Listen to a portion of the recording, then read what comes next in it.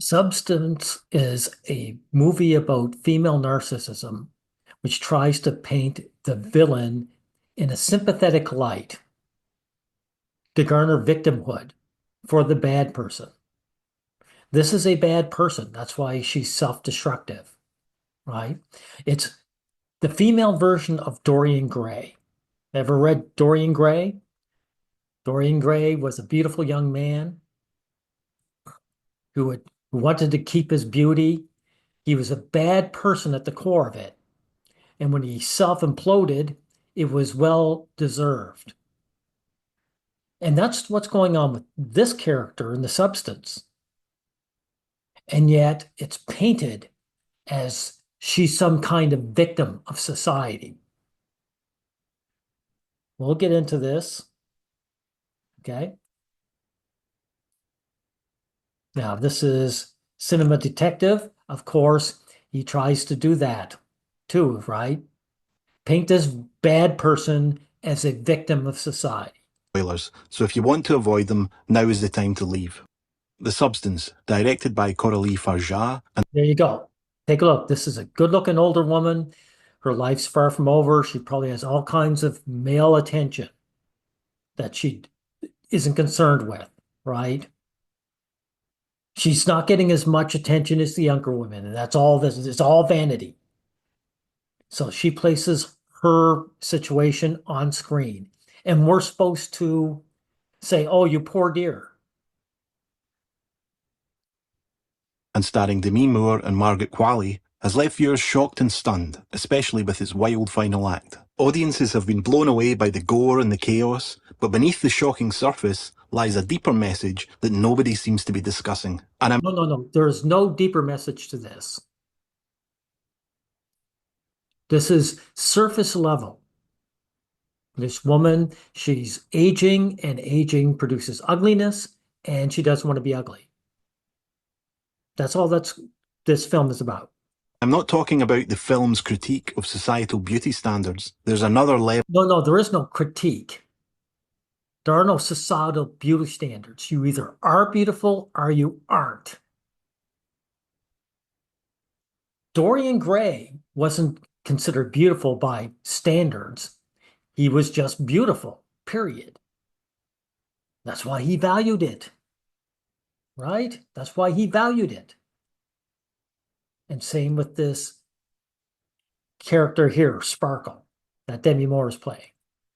In this video, I'm going to dig into the deeper meaning of The Substance and how it transforms the film from a bizarre spectacle into something much more profound. But first up, we need to clarify that there's nothing profound here. This movie is no more profound than Dorian Gray. Relationship between Elisabeth and Sue, and whether they share one consciousness.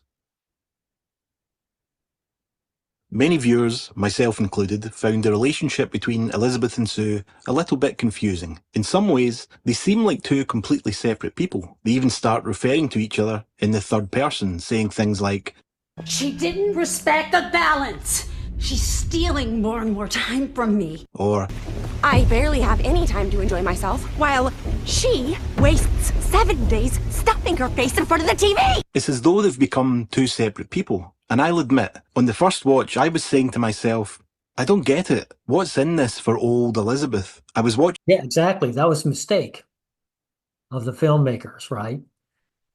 Because people were asking, if they're two separate people and Demi Moore's character is passed out for 7 days and wakes up, she doesn't remember anything, then she's not getting anything out of it, right? So that was a mistake. And again, by the way, this is a miscasting. Demi Moore is better looking at her age than the young girl is, the young actress playing her opposite. It's miscast. Watching closely for some confirmation that Elisabeth's mind was switching between bodies, that there was only one centre of consciousness. But in fact, lots of things were suggesting the opposite.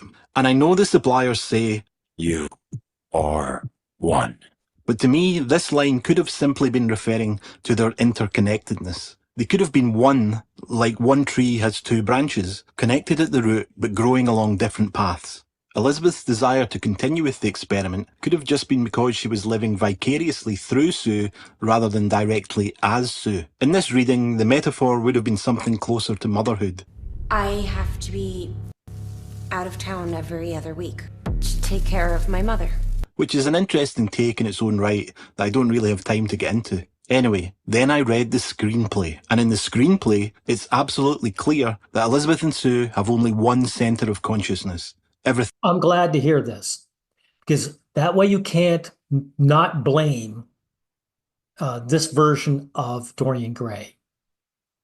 She is guilty of everything she does. And you cannot blame society for her own actions. Dorian Gray, where is he? Dorian Gray became corrupted over time by his own actions. There was never a time that he couldn't change his ways. And the same thing goes for this character here.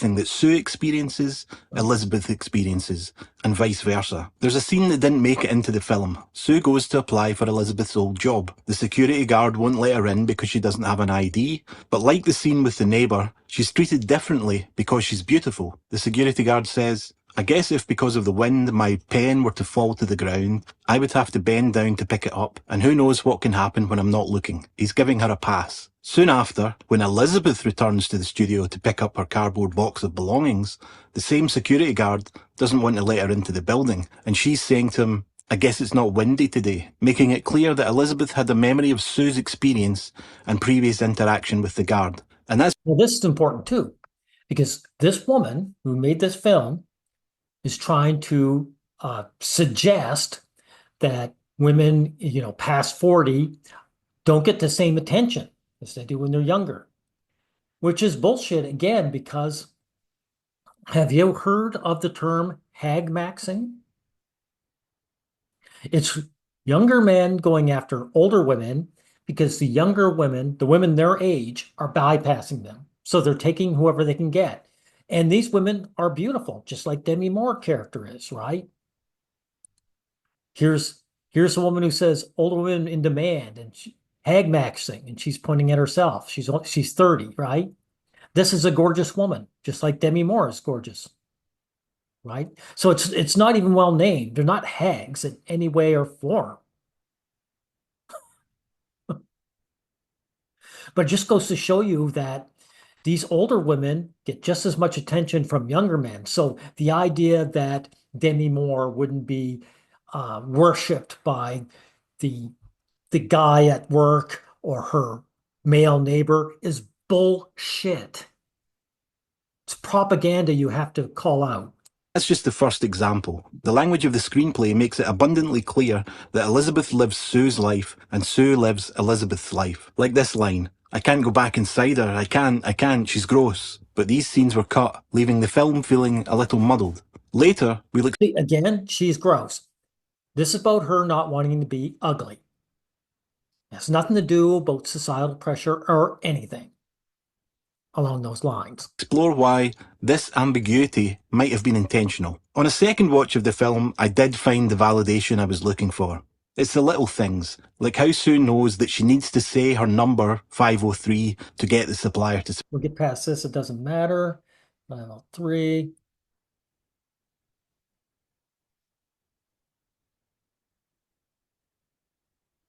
Where she's saying, Stop it, stop it, stop it, stop it, stop it. She's trying to remind herself that she's essentially one driver with two cars, two bodies. So if you were wondering about this, then I hope this helps clear things up. What is obvious is that Farja wants to show us how the pressure on women to be beautiful is a kind of violence. No. This is what this guy and everyone else is trying to do. They're trying to externalize this woman's vanity and narcissism onto something else, some outside force, so they can blame that. No, this woman has zero pressure. This is 100% personal desire. The pressure doesn't just come from the outside. It ends up turning inwards, and women end up beating them. Notice if you watch this film too, she has no boyfriend, no husband. That's her choice. She has a great big photo of herself. right? No pets, no children, nothing. It's just her. This person is completely vain, completely self-centered. She is the villain. She deserves everything that happens to her in this film. Themselves up, pursuing dangerous beauty treatments, and attacking themselves for not being good enough. Elisabeth has been indoctrinated by No, she hasn't been indoctrinated. And not being good enough, not being top dog, not having the maximum female privilege. society, and taking the substance is an act of self-harm. As the movie unfolds, Elisabeth and Sue increasingly stop seeing themselves as one, reflecting Elisabeth's own mind being torn apart by this pressure. Her older self resents Sue for being young, while Sue despises Elisabeth for getting older. It was a bit old-fashioned. Jurassic fitness, really. This split, this self-violence, is something that Elisabeth has learned from society. No, she hasn't, you liar. You're either lying or you're ignorant. I'm willing to accept the second, that you're in complete self-denial of the reality. Society hasn't done anything to this woman. A reflection on how deeply these pressures run. Now, most people who watch The Substance will see this message. They'll get it. It's about the violence of beauty standards and the toll it takes on women. But this is just the... No. There are no beauty standards. You're either beautiful or you're not. Dorian Gray, again, recognized he was a beautiful man. And he's beautiful now, today. I mean, what are you talking about beauty standards for, right? Like, take a look at this. Long hair. If you went to ancient Japan, didn't the women all grow their hair long? If you went to ancient India, did they not grow their hair long? Did they not have symmetrical faces, perfect skin, nice teeth? There are no beauty standards. You're either just good looking or you're not. is really about. What I love about... You're all Elisabeth Sparkle. Yes. Thank you for admitting this, guy. What you're basically saying is the average woman is a narcissist. If we were all Elisabeth Sparkle, the average woman is a narcissist like her. This woman has a golden life. And she wants to keep it that way. That's all that's going on here. Nothing's happening to her that isn't happening to us all. We're all growing old, getting sick and dying, but also growing ugly. About The Substance is how it takes a woman's internal struggle between her past, present and future selves and brings it into the light as a real-time external conflict. It's hard to capture the inner workings of a mind on film, but by externalizing this battle, the movie makes it visible and visceral. Here's the thing. I think in a way, we all live through this same struggle. The you that decided to eat that whole pizza screwed over the you that lies there afterwards feeling sick. The you that stayed out partying till 3 a.m. and got blind drunk created a big problem for the you that needs to get up in the morning and go to the office at 9 a.m. There's always... So again, this is why it was very important to me to know that this is one consciousness, because you could say the younger version of herself was going out partying and not thinking about it, but how can you excuse the older version of herself? What you're seeing here is a woman. I don't know. Demi Moore's about 60. I don't know how old the character she's playing is supposed to be. Maybe she's only 47. But even so, she's an older woman who's never learned self-constraint in her entire life. Now, that should say a lot. That's what this movie's saying. Here's an older woman who's never had to deal with the word no. And so she hasn't learned, to postpone self-gratification. Her life has been so great, she's never had to do that. So this movie is strictly about narcissists. Obviously an addiction metaphor. The substance is, after all, a drug, and Sue needs to inject herself with Elisabeth's spinal fluid. But it's not an addiction metaphor. What she's injecting herself is her medication. And her medication, like if she had done what she was told to do with it, she would have been fine. So she's abusing her own medication. That's what it is. This is, again, a person who's making her own choices and damaging herself through her own actions. It's not the substance that's damaging her. It's the fact that she can't accept her situation, the fact that she can't exercise self-discipline. I mean, that's what happened with Dorian Gray, everyone. What happened to him? He never exercised any restraint. He always got away with what he wanted because he was beautiful. And therefore, he ended up just becoming more corrupted over time. There was even at the very end, he came to a crossroads where he could say, I could actually change my life around, or I can keep going the way I'm going. And he chose to keep going the way he was going, and that destroyed him. And that's exactly what's going on here. This woman is simply Dorian Gray. Every day, the actions of our present, in the moment self can have painful consequences for other selves in our timeline. And that tension between different versions of ourselves plays out over the decades as well. Our younger selves don't always think about long-term consequences. If you only knew how... Again, how can you say that? Because her older self is also doing it. And also, she's the same consciousness. So her younger self has the same experiences, life experiences of her older self. So there's no excuse, even from her younger self, of behaving badly. This is a person that behaves badly, who wants to deny aging, who hates the fact that she is growing ugly. Oh, here's another thing too. I've got to cut this one out. Let's see. I'll get ahead of it, guys, because they try to give the propaganda that this woman could have settled down with a nice guy, right? That kind of bullshit. Let me pause. First of all, more blaming society for this woman's personal actions. is always changing, but Elisabeth refuses to accept this truth. And it's not her fault. This is what society teaches her. It's a double whammy. Not only does society tie her value to beauty, but it also... No. Society doesn't tie her value. She tied her value. She did. She grew too old. Younger woman came up to take her place. All she had to do was accept it and move on with her life. The life she's living, if as a retiree, if she decided to retire, she'd live a better life than most 20-year-old men could ever have. A 20-year-old guy would trade places with the 60-year-old version of herself, with the life she has. also enforces what I'll call identity standards. The pressure to believe in a fixed, unchanging self. You haven't changed a bit. You're still the most beautiful girl in the whole wide world. See, this is what I'm talking about. This guy right here.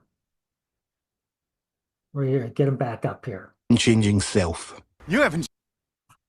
In this film, they presented this guy who knew her from school days, and they present the idea that she was going to go on a date with this guy, and because of self-loathing, she just couldn't go.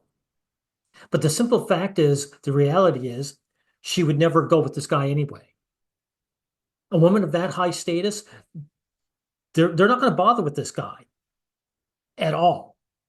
I mean, take a look. Again, young women aren't bothering with men their own age. You really think that she's going to bother with a nobody her own age? A non-wealthy, average-looking guy without any fame? Of course she's not.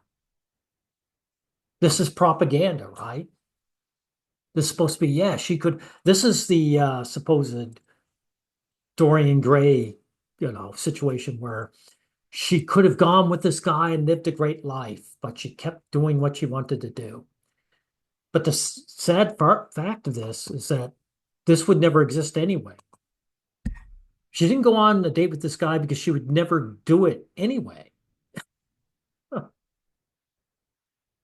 Now, the struggle. Let's see. We'll go a little further before we stop. So I'd moved from thinking about beauty to thinking about an identity struggle. One of the main themes of the substance is the fear women have of losing their place in society as There you go. Thank you for admitting that, for being the center of the stage. Right? This is self-glorification. She wants admiration from the masses. That's why, again, that guy there that they showed earlier, why she'd never go with him. She's not interested. Women aren't interested in men. If they were, there'd be no hag maxing, would there? There wouldn't be the common 20-year-old guy being dumped by or ignored by the average 20-year-old woman. Now, this idea that women like men and want to be with them, that's bullshit. This woman, again, could have lived a great life, even if she didn't get together with a guy. The thing is, she is basically Dorian Gray. She wants the world to be her oyster. She's aging to the point where that can't happen. But other than that, here's the other thing. This woman doesn't really fear dying. She only fears getting ugly. Like when men, our version is a midlife crisis where we actually come to terms with our mortality. We're afraid of death.